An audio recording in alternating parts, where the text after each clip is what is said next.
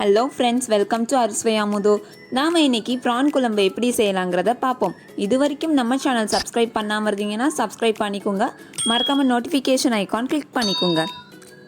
First ஒரு mixie ஜாரில் 3 சில்லு தேங்காய் எடுத்துக்கோங்க. அதோட 2 பல் பூண்டு, சிறு துண்டு இஞ்சி சேர்த்துக்கோங்க.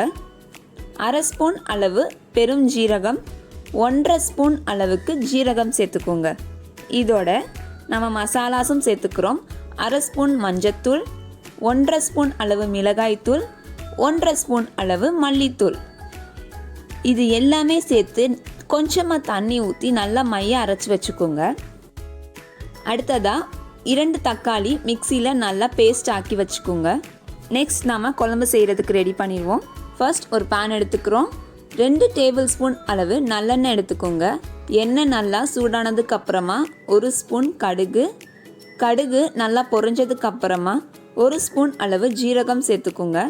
இதோட ஒரு வத்தல் எல்லாமே சேர்த்து நல்லா கலந்து விட்டுக்கோங்க. அடுத்ததாக பொடிசாக கட் பண்ண வெங்காயம் 2 சேர்த்துக்கிறோம். வெங்காயம் நல்லா வதங்கட்டும். இதோட காரத்துக்கேற்ப 1 இல்லைன்னா 2 பச்சை மிளகாய் சேர்த்துக்கோங்க.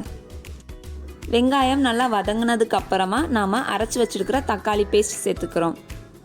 தக்காளியோட பச்சை வாசம் போகிற வரைக்கும் வதங்கட்டும்.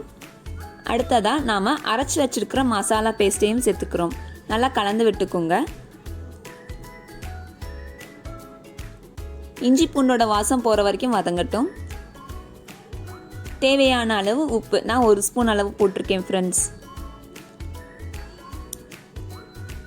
நெக்ஸ்ட் குழம்புக்கு தேவையான அளவு தண்ணி சேர்த்துக்குங்க. நான் 2 டம்ளர் தண்ணி சேர்த்துருக்கேன். பேன் மூடி 10 நிமிஷம் வைங்க ஃப்ரெண்ட்ஸ். நல்லா கொதிக்கட்டும். குழம்பு நல்லா திக் கன்சிஸ்டன்சிக்கு வந்ததுக்கப்புறமா நாம் க்ளீன் பண்ணி வச்சுருக்கிற ப்ரான் சேர்த்துக்கிறோம். நல்லா மிக்ஸ் பண்ணிவிட்டு பேன் மூடி வச்சுருங்க. ஸ்டவ் சிம்மில் 2 நிமிஷம் வைங்க. அப்புறம் ஆஃப் பண்ணிடுங்க. அந்த ஹீட்லேயே ப்ரான் நல்லா வெந்துடும்.